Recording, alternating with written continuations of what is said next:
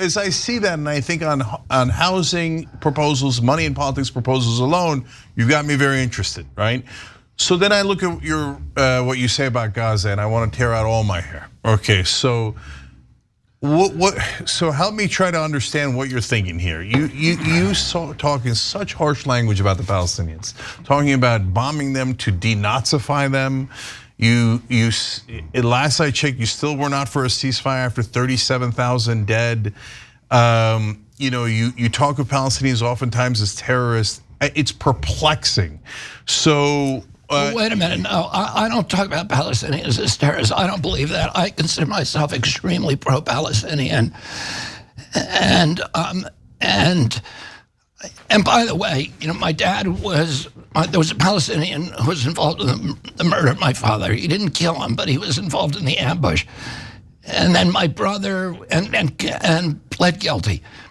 My brother then was hijacked by Black September, by the Palestinian group 5 years later, and his plane was brought to Yemen and blown up, and with the terrorists demanding the release of the person who was convicted of my father's murder. When Sirhan was convicted, my family wrote a letter to Judge Walker asking him not to apply the death penalty to Sirhan. And as you know, I've been to meet Sirhan. I fought very hard for his release. And, I go by facts. I don't go by passion. I don't go by prejudice. I don't go by pressure. I just don't see how, and I think Hamas is the villain. The Palestinian people are not the villain. Hamas is a terrorist group. It's a terrorist group that is committed to the annihilation of Israel.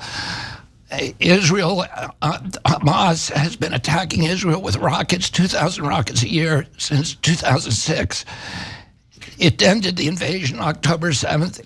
I can't conceive that any other nation in the world that if they were attacked in that way with that kind of savage brutality by a government or a group that is sworn to the annihilation of their country, that wants nothing else, that will not negotiate for anything else. I don't say how you leave them ruling Gaza and then try to rebuild it. And I want to look. I have a tremendous compassion for what's happening there now. Every death there is heartbreaking, and I think all of us feel that way. But it was not. It was Hamas. I blame Hamas, not Israel. So. Okay, yeah. Well, see, that's where you're wrong, not because Hamas is innocent. No, you blaming Hamas makes sense. They did October 7th. Everyone agrees, great sympathy to Israel, 1,200 people killed in sometimes a brutal fashion, 34 kids killed. So you go after Hamas, I agree with you, okay? But when Israel kills 30 times as many civilians, there's some point you can't keep saying, oh, Hamas made me keep killing all of your civilians. Golly gee, it was all an accident. I'm the most moral army on earth. I just happened to kill 30 times the number of civilians that Hamas did. And Hamas is a terrible terrorist organization. So at what point do you say, this isn't defending yourself anymore? All of Gaza is destroyed. We all have eyes, we have ears. We say that about Biden. Democrats say, oh no, he's a dynamo. Brother, we got eyes and ears. We can see that the guy can barely talk and walk, right? The MAGA guys say, oh, Trump never lies. Brother, we got eyes and ears. The guy lies all the time. You look at Gaza, they leveled the place. It's gone. Like 85% of them are homeless now. At what point do you draw a line, Bobby, and go, God damn it, that's enough, stop killing them? I would draw the line when Hamas lays down its weapons and says. So if Hamas doesn't lay down their weapons, now innocent Palestinian civilians held captive by both the Israel occupation for 57 years, brutal occupation. Okay, hold on, and Hamas. Let's say Hamas. Let's say Hamas. Wait, no. Okay, so now, but Israel gets to kill as many Palestinians as they want for ad infinitum, because there's still a couple of Hamas guys left. Well, how do we know when all the Hamas guys are gone? So are you okay with 370,000 dead as long as there's a Hamas battalion left? Number one, Israel is not occupying Gaza. Israel, okay, that's crazy. So, okay. Israel left Gaza in 2006 and Hamas took over Gaza in 2006. And but they don't control their borders, they don't control their water, their electricity, their power. Right, and well, First of all, their water comes from desalination plants that are local. Israel has provided fuel from those plants. Gaza, but Hamas blaming Israel for turning them into an open-air prison is like it's like the guy who kills his parents and pleads to the court for mercy because he's an orphan. But that's Hamas and Palestinians are different, though. You can ignore everything Hamas says, but the Palestinians are definitely occupied. Israel has been brutally oppressing them for 57 years. Wait a minute, Jay. I mean, are they free? They're not free, are they, Bobby? They're definitely not free. People in Gaza? Or Palestinians? Palestinians in Gaza and West Bank, not remotely free. Right. But Palestinians, there are 1.3 or 2.3 million Palestinians in Israel. It's 17% of the population. And they have all the rights of anybody else in Israel. They can vote, they can serve on the Knesset, they can, yeah, but how about the 5.5 million that have no freedom? That are in the West Bank and Gaza Strip being kept in prisons for decade after decade after decade, using the excuse of, well, there's one Hamas guy that says Israel should be annihilated, so we're going to occupy 5.5 million of you. Well, there's always a jerk who's going to say, oh, I think Israel should be annihilated, I think this, and not only that, it's a greatly ironic argument that, hey, Hamas doesn't want Israel to be a state, and then Israel turns around and goes, I'm not going to let the Palestinians be a state. So aren't they worse than Hamas? Because it's not theoretical. They are literally preventing the Palestinians from being a state.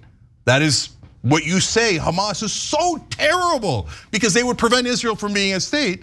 Well, Israel's already doing that to the Palestinians. Yeah, so the Palestinians have been offered a state repeatedly in 1922, in 1930. Are you going to let me finish? All right, go ahead. Because you just went on a rampage. Go ahead. Okay. 1922, 1937, 1947, 1973, 1967, 1973. Each time they were offered, Israel offered them, the United Nations offered them, the League of Nations offered them, Britain offered them their own state in exchange for peace. 90% of the Palestinian mandate of Palestine was given to the Arabs. Only 10% was given to the Jews. So wait, in 1948, no, they got half the land and when they were only a third of the population. In 1922. 1922. Okay. Yeah, 1922. But Bobby, in 1922, it was all Palestinians. So it's like saying, oh, okay, we're going to take 10% of your land. Are you okay with it? They say, well, no, I don't want you taking 10% of my land. Well, then it became 50%. Now it's like nearly 75%. Okay. I mean, if you want to go back. But the Palestinians sided with the Ottoman Empire, fought with the Ottoman Empire. Mufti al-Hussein, who was the head of the Palestinians, was running the Arab Legion in the Ottoman army. The Ottoman army lost the war, and its empire was broken up. Under Woodrow Wilson's pressure, the League of Nations said, okay, all of these lands of the Ottoman Empire that were once run by the Ottomans are going to be divided up and given to the local people who live there. The British came in and said, can the Palestinians and Jews live together in one land? First of all, the Jews had fought with Britain. They fought with the Allied powers. Mm-hmm. The Arabs had fought against them. When you lose a war, there's a consequence. Britain made a promise to the Zionists, you will get your own nation. They didn't give them everything they promised. They gave 90% of Palestine to the Arabs, and they left a little sliver, 10%, for the Jews. The Jews started their own nation in 1948. The United Nations approved it,